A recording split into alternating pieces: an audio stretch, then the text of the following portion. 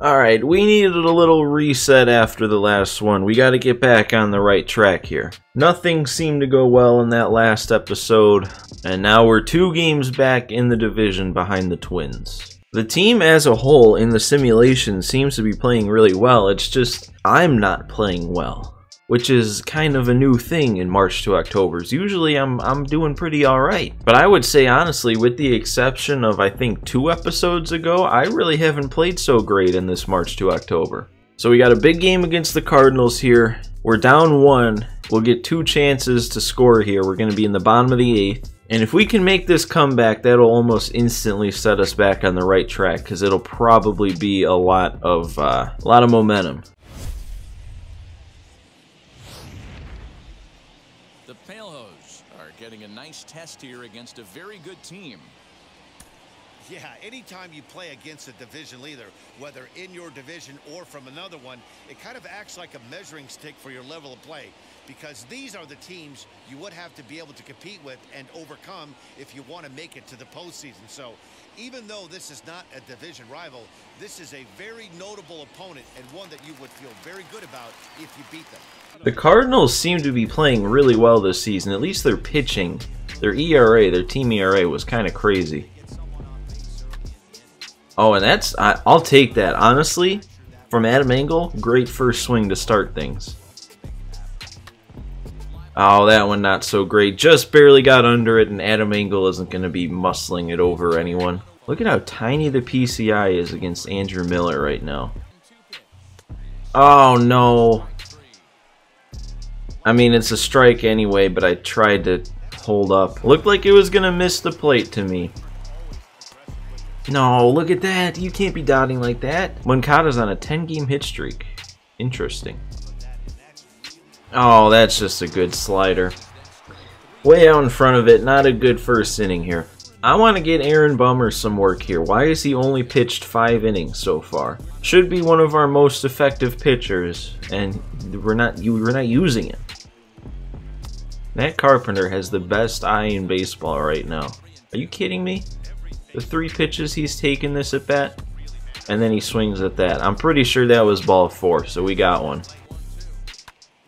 Come on, dude. That's a perfectly placed sinker. Why are we inside-outing it to right? Oh my god, we're just getting cheap hits, aren't we? This is just how it's going to go right now. Oh no, guys. Guys, I can't do this right now. I cannot handle this. Those 3 hits, and then that's a ball. Oh no. No. Okay, good. I think we can all agree no runs should have been allowed that inning. My god. Alright, well, we've got extra work cut out for us now. My god, look at how tiny that is. That doesn't even cover one little hot zone. I missed that by the slightest amount, and it doesn't even make it 30 feet. There we go, Danny. We got something going now. Working a walk. Maybe something. Maybe. Just hopefully not a double play. Oh! Oh, no, it's Madrigal. We're not gonna... Oh, wait, it is leaving! Oh! Okay. I don't know why I thought, after initially thinking he was going to leave, that it was just going to die. But Nick Madrigal, with the perfect swing, he'll tie this game up. Down but not out. We're still in this. Who would have thought? Nick Madrigal, he's got like 20 power. Alright, I mean, there's still 2 outs to work with here. We could still end things this inning. Ah. Leary, buddy. You gotta step up. Jose Abreu, though, he's been in, I feel like, so many MVP situations like this, and I haven't delivered. Oh, no. So close. So close, and it's just a lazy fly ball. I guess I really do have to get a perfect if I want anything to get down. You know what? I'm just going to bring in Liam. Not going to have a chance to save this game no matter what. So if we can bring in our best guy here, hold that runner at second for this extra innings rule, put ourselves in a good spot. Oh, and it's right there on the edge. Good start here from Hendricks. Oh no, Eaton! Where are you going? Ah, that's out number 2. Everything is going against me right now. They have not gotten a single legitimate hit in these 2 innings. But that's hit number 4. Huge strikeout. I'm not hitting my spots right now, though. Kind of worrying. Oh, we got to run this down, Eaton. You got an okay jump. You got to have the speed. There we go. Huge play.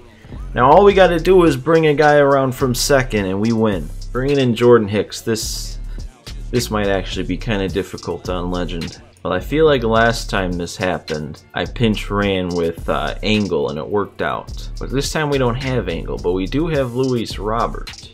Yeah, I think I got to do it. I'm going to pinch hit Luis Robert because then we can bring in either Grandal or Lucroy to play first. So we got to get the speed out there on second, and if we can bring him around here, that'll end things. We won't need to worry about the defense. We do have Zach Collins, who hasn't been great this year, but he is 2 for 4 with a bomb today.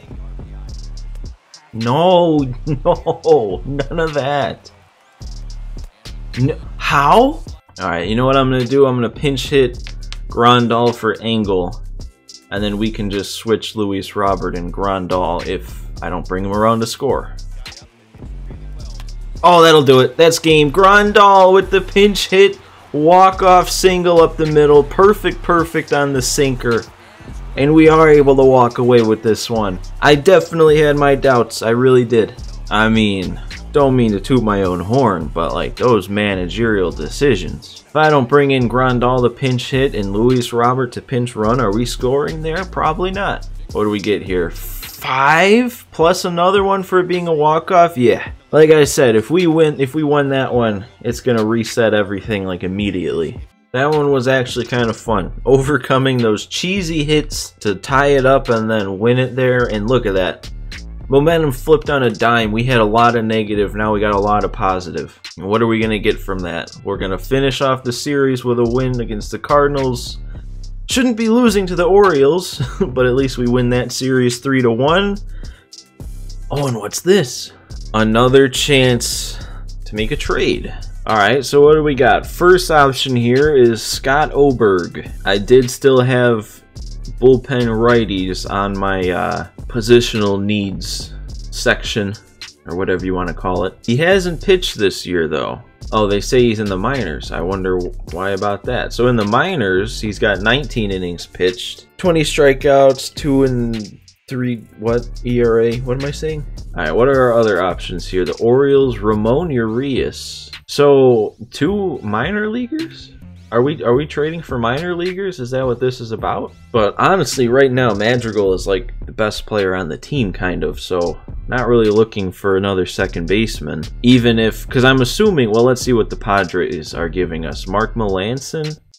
Kind of not what I was looking for. Yeah, honestly, if we make any of these trades here, probably gonna be the Melancon one, because Scott Oberg, he is probably better than Melancon, but we'd also have to give up Leury, and Leury's actually, oh well, it's taken a dip lately, but he was having a decent season, still is, but he's also pretty valuable with all the different positions he can play. Then the Orioles one, there's just no need for that Ramon Urias, and I don't know if we'd trade for him if he would like stay in the minors or if he'd get the call. Either way, that doesn't seem to have much of a point. And then yeah, this last one, Melancon, not really giving up anything that will probably play an effect for this March to October, but he himself, he's only a 73, he's 36, so he's already regressing like across the board. You know what, I don't know if I've ever declined a trade before in March to October, but this might be the time.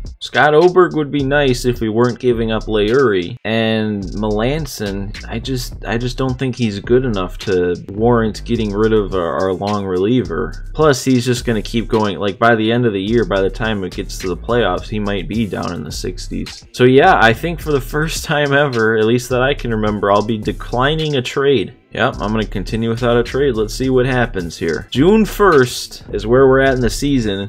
So I think that was actually a pretty big chunk of games there that got simulated. And it went pretty well, but the Twins are still hanging on to the division lead. Man, if we look at the starting lineup, Everybody's kind of playing insane right now. Just at a glance here, I mean, Madrigal, what more could you ask out of a leadoff guy for hitting 363? Anderson's really the only one who's been a disappointment lately. It's been a while since he's hit a homer and his average has kind of dipped. But Abreu, he's producing. Grandal's still producing even though it says he's cold. Luis Robert is even getting a batting average high. Not striking out that much anymore, actually, it looks like. Eaton's playing okay. Maybe not his defense, judging by what I've seen.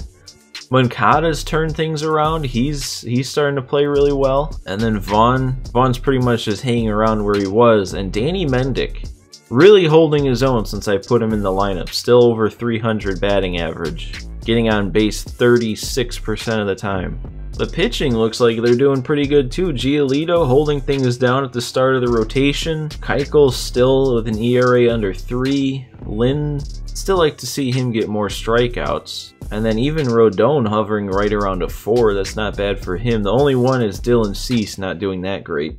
I'm hoping, because I just moved Aaron Bummer from the setup role, so I'm hoping that gives him more innings to pitch, because I feel like whenever you have somebody in the setup role, that's why they don't pitch a ton. Because going into that last game, he had 5 innings pitched. I pitched the 1 inning with him, and he hasn't pitched since then, and it's been like another 10 or so games. And he's somebody, I mean, he's our second best guy in the bullpen, so I want him to be pitching a lot more. But I kind of went through stats a little bit there because I was thinking about ending the episode, and I wanted to at least extend it out to be long enough. Not that we couldn't get the next moment in, but we are starting in the 6th. And then after the trade and everything, I feel like, I don't know, I feel like I can just save that next game there against the Indians for the next episode. So I don't know, maybe I'm moving through things a little bit slow here, but I tend to like to move through March to October's at a little bit slower of a pace. I don't know why, it's just kind of fun for me to really like dive deep into what's going on around the league instead of just quick playing through all the moments. But yeah, I think that's where I'm going to end things here. We'll get the next key moment going in the next episode. So make sure to leave a like if you enjoyed, subscribe to see the rest of this March to October, and I hope you all enjoyed this one. I'll see you next time.